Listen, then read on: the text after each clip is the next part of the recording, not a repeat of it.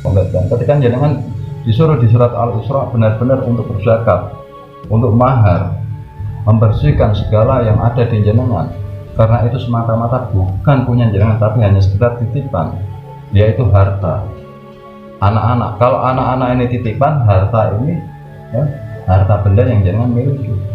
Bedanya titipan dengan harta, kalau titipan ini nggak dimahar, nggak perlu, nggak usah. Tapi harta nanti merujuk ke dalam titipan. Kalau titipan belum tentu harta. Titipan ini belum harta, karena apa? Nanti suatu saat akan diambil oleh orang lain. Titipan ini. Ya. Tapi kalau harta nanti ada ijab kabul. Ketika pengambilannya ada namanya ijab kabul kepada yang mempunyai. Tapi kalau titipan tidak, hanya jasa. Ini bedanya. Contoh, anak ini titipan. Ketika anak jenengan diminta orang lain, ya sudah. Masa orangnya disuruh membayar kepada jenengan, kan nggak mungkin. Nah, ini namanya titipan. Nah, di situ baru ada namanya jasa. Jasa ini tinggal tergantung dari dua orangnya. Ini namanya titipan. Kalau harta, ini harus ada ijab kabul. Maka dicontohkan istri. Istri ini ketika diambil, ini harus ada ijab kabul. Ketika ada ijab kabul, ada namanya mas kawin. Ketika ada mas kawin, berarti ada mahar namanya. Sama rumah, ini harta bukan titipan. Nah, karena apa? Harta ini adalah yang dicari. Kalau titipan ini enggak. Jenengan sedang duduk, jenengan nggak bakalan mencari siapa yang mau nitip, enggak. Datang sendiri titip. Seperti anak ini keluar dengan sendirinya, ya kan? Ini namanya titipan, perbedaannya. Kalau harta jenengan yang cari. Contoh rumah ini sengaja jenengan bikin, ya kan? Tanah sengaja jenengan cari, emas sengaja jenengan beli, mobil sengaja. Tapi kalau anak apa jenengan beli? Enggak. Maka di situ harus namanya zakat. Mengapa kemarin mengajarkan yang ada mahar? Ini karena masuknya ke harta. Istri ini harta. Coba jenengan istri, jenengan mengambil seorang istri, jenengan jangan berikan mas kawin, sah nggak? Nggak sah kan? Berarti maksudnya zina. Maka ketika rumah jenengan, tanah jenengan, ini ngomong sekali lagi buat penutupan. Rumah jenengan, tanah jenengan, mobil jenengan, belum jenengan mahari, jenengan masih zina. Ingat punya jenengan juga. Ya.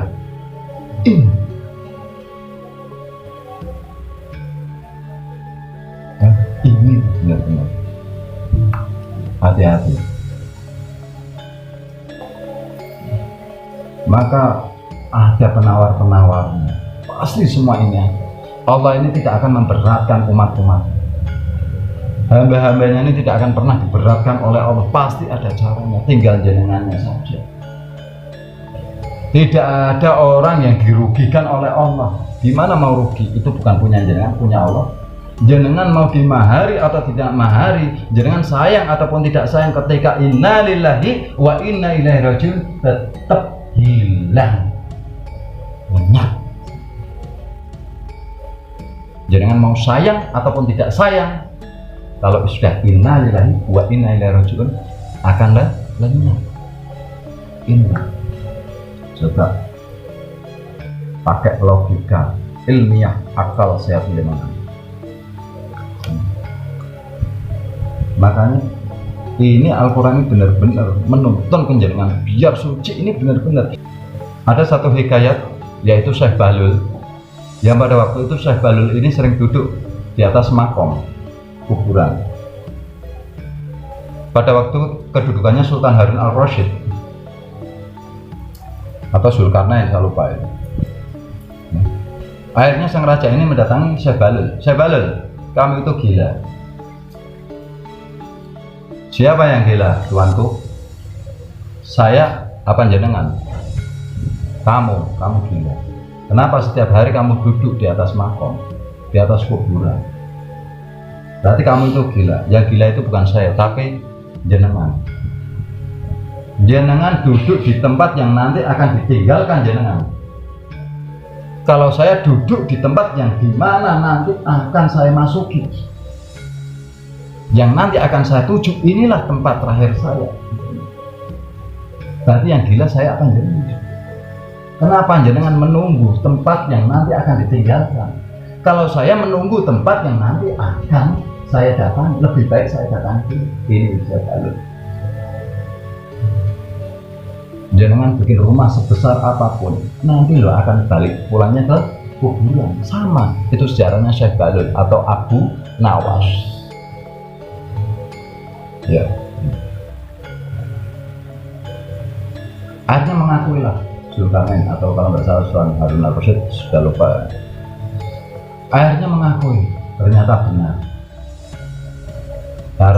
Tahta yang saya tungguin, saya bangga-banggakan, ketika saya mati juga saya akan tinggalkan, dan saya akan datang ke tempatmu itu ya Balul. Ya, saya ketika mati tidak akan datang ke tempat jenengan, justru jenengan nanti yang ketika meninggal akan datang ke tempat saya ini. Yang gila siapa? Jari saya Balul, ya. Saya meninggal nggak bakalan datang ke tempat jenengan, tapi jenengan meninggal nanti akan datang ke tempat saya yang saya duduki inilah. Jadi yang gila sih ada Zulkarnain, Sultan Harun al. Oh iya betul.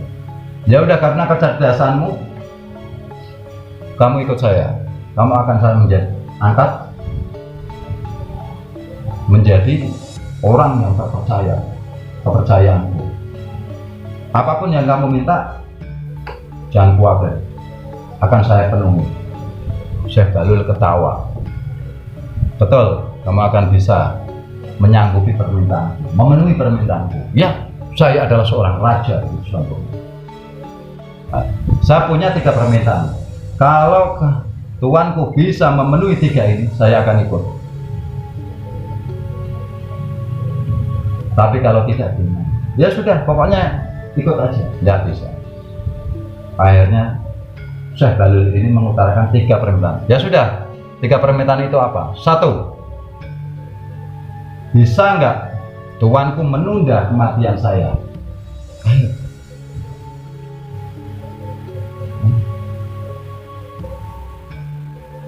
Bisa nggak disuruh menunda kematian? Malaikat maut ini biar nggak datang kepada Syekh Balul. Syekh Balul nggak bisa.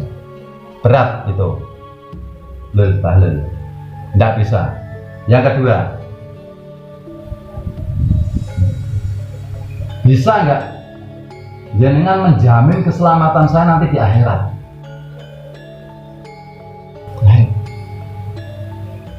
Kalau jenengan bisa menjamin keselamatan saya di akhirat, saya ikut jenengan.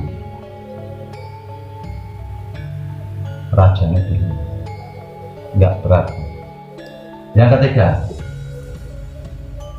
Balul. Yang ketiga, bisa nggak tuanku menjamin saya tidak akan dimasukkan ke neraka? Baru tertunduklah ini Zulkarnain atau Sultan Harun al-Rasyid kepada Abu Nawas. Menangislah itu sang raja, karena ternyata apa yang dia banggakan tidak bisa mengubah apa yang nanti akan terjadi di akhir. Inilah satu hikayat Syekh Balul yang perlu jenengan resapi.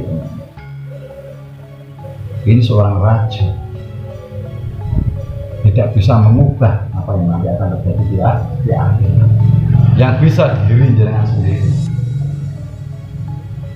Ketika ada pembimbing pun itu hanya sekedar membimbing, tapi semua dikembalikan lagi ke jenengan. Itu intisarinya. Ingat, semua itu akan kembali ke akhir.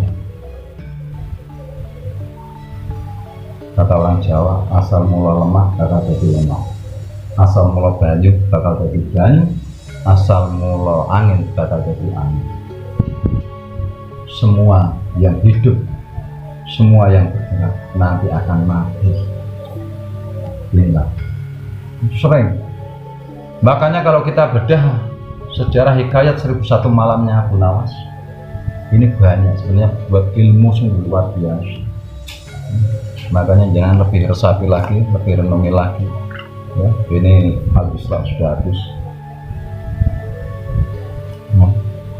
Lebih introspeksi lagi diri jenengan sendiri lagi ya. Jangan sampai nanti menyesal di kemudian hari.